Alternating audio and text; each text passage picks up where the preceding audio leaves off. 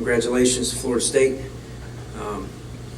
For our kids, to beat the #1 team in the country is a very difficult task. I really believed that we could beat this team, and we didn't get that done today. I saw some good things that were encouraging, but we need to do a good job understanding just how important it is that when we have opportunities that we have to make them. We had a couple dropped interceptions today, and I always tell the kids interceptions can change games, and pass breakups give the opponent another opportunity, and that's what happened on a couple of those today. So we have to learn how to finish those opportunities. I thought that there was some good growth. I was very proud of, very pleased with my offensive staff and the way they worked together to come up with a very good game plan against one of the best teams in the country, obviously #1 right now. And I was extremely pleased with the way they worked at it, the way the kids went about the approach together.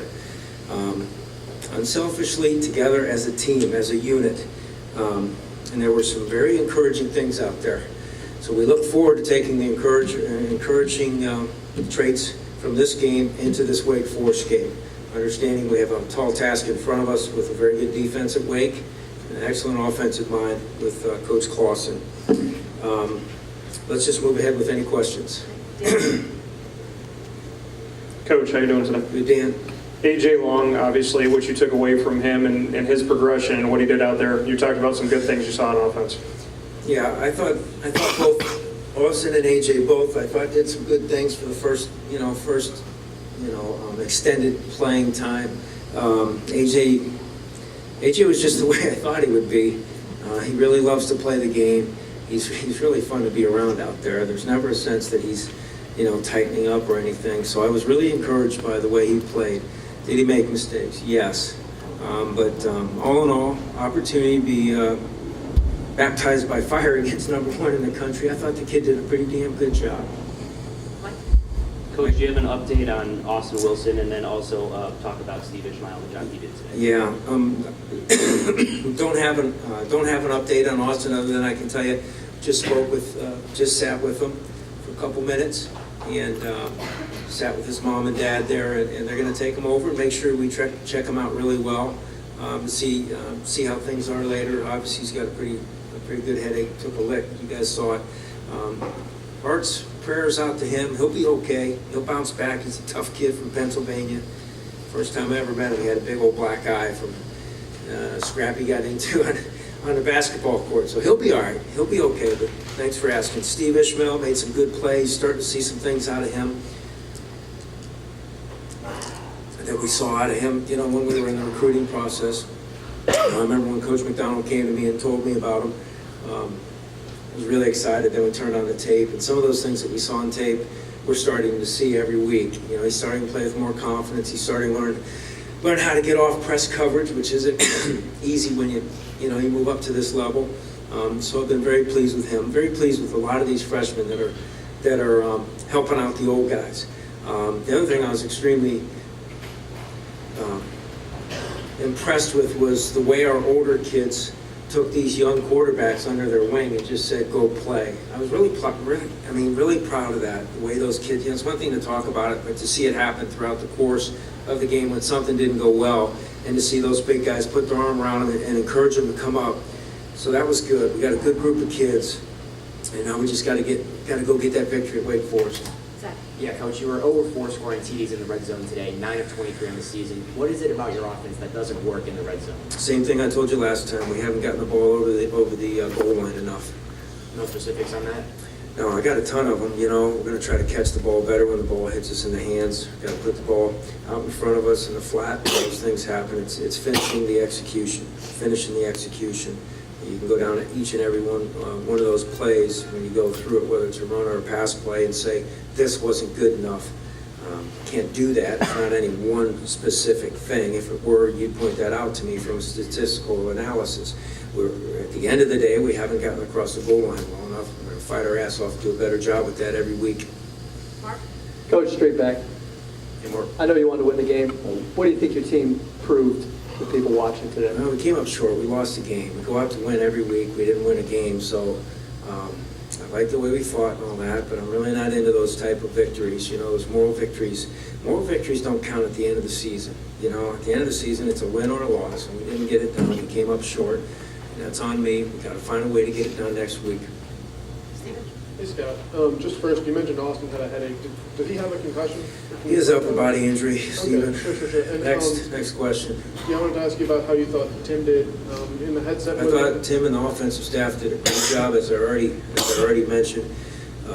United, like I knew they would, unselfishly, like I knew they would. I've known these guys for years, and they came together and they worked their tails off to have a great game plan.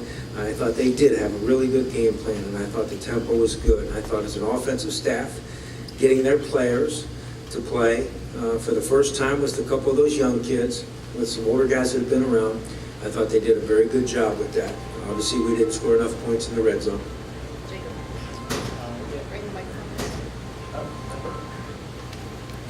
How did you see your all's run game improve today, and how do you think AJ's ability to run helped that? I thought Tyson Gully ran the ball well. I haven't seen the stat sheet, but I thought that he ran the ball well. I thought our kids up front blocked well and had some good push and some good movement. We almost, we had some opportunities to have some even bigger gashes up in there where I saw us knocking the #1 team in the country back extremely well. There wasn't a point in time in the game that I felt like their front four got after us in a systemic way. I felt like our kids continued to really fight physically on both sides of the football. 83 yards for Prince. We ended up with 162 rushing, it looks like, so that's a pretty good day. And I think AJ brought some things to the table with his ability to move his feet. Nico? Good to see you, Coach. I think- I know you mentioned. Sorry. You okay? Yeah, Okay, good, sorry. Sound like Mike. And you mentioned obviously no moral victories, but the positives that you take from this game, how does that carry over into this week of work and obviously into next week at Wake Forest? Well, and you always take the positives and you accentuate those and try to go to work on them. It's hard as a coach, as a competitive person, as a player, for our kids to, feel good about it, isn't it, Wig? You don't feel good about it when you lose. You feel horrible, and so we're going to try to, once we get to the tape and we get through a Sunday meeting where we're all beating ourselves up, then you move forward and you say, you know what, this was pretty good, this was pretty good, this was pretty good. And then you go after those things hard and make them better the next week. Sean? You stayed even with Florida State in the second half, 14-14. What do you think you were able to do better in the second half? Was there something that you changed at halftime to step up?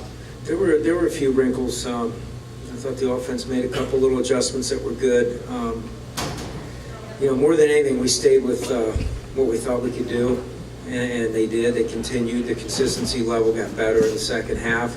A couple of situations where we felt like we were just half a block away from splitting a bigger run. So it was good to see that, but really it was just staying true to what we thought we could do, and it was proven to be the case in a lot of those game planning type schematic things that we looked at. And then defensively, they got us on a couple really athletic plays on the jailbreak screen. That kid's a pretty, he made, he's pretty good player, hell of an athlete. I thought we were going to get him here, going to get him there, and good players, just like their quarterback.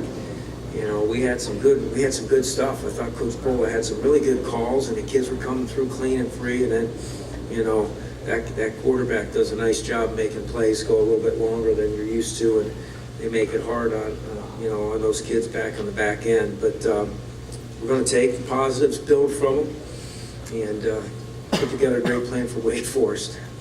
Couple more questions, David? Coach, where do you rate this offensive performance among the 4 straight losses? Well, I can't do that. I really can't. I got to go watch the film, and just the only rating that we're looking for is increased productivity and improvement that you can truly measure. Whether it's maintaining blocks better or being in tempo with our throws. Sometimes they're incomplete passes that you could say, okay, that was better. We were in rhythm. All we're going to try to do is to get a little bit better in each one of those small targeted points that we look at each week, from individuals to positional groups, and then obviously offense and defense and kicking game. Scott, you knew coming in, their offensive line was pretty good. Yeah. How do you like your development on the defensive line throughout the year, and particularly Micah Robinson? I thought he was in the back foot a bunch today. Yeah, I thought the same thing. There was some good puncturing going on by our kids. When we lost Jason Bromley last year, there was great concern there. But I think those kids, as a unit, have played real well. And I think they've really fought to learn how to play the game the way Coach Dowse asked them to. And I saw some good things out of Micah today too. I got the worst seat in the house to see offensive and defensive line play till you watch it after the game. But I saw some good things, and I love it. I love the way Micah just competes, and he kind of is a leader in that room. When Krumie was out, we asked those other tackles, Johnny Raymond, to get more reps, and I know John was playing high at times, but then I saw some good puncture in there with him. So it just goes back to what we always talk about, that next teammate stepping up to the plate and saying we're counting on you. And nobody cares if we had a dozen injuries going into this game. Nobody cares about that, so we got to move forward and find the next guy to step up and bring the team along. And that's what our kids have done a good job of. It's never as good as we want it to be, but I do like the way we're fighting. Guys like Michael Robinson pulling guys along by the way he talks to them in the room and in the locker room. So I've been pleased with the brotherhood of some of those things, and it showed up, on tape at times today. I thought we played at times up front nose to nose with them. They got a couple runs, a couple missed tackles.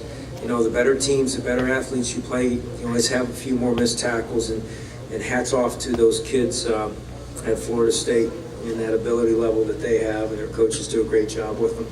Last question, Rick.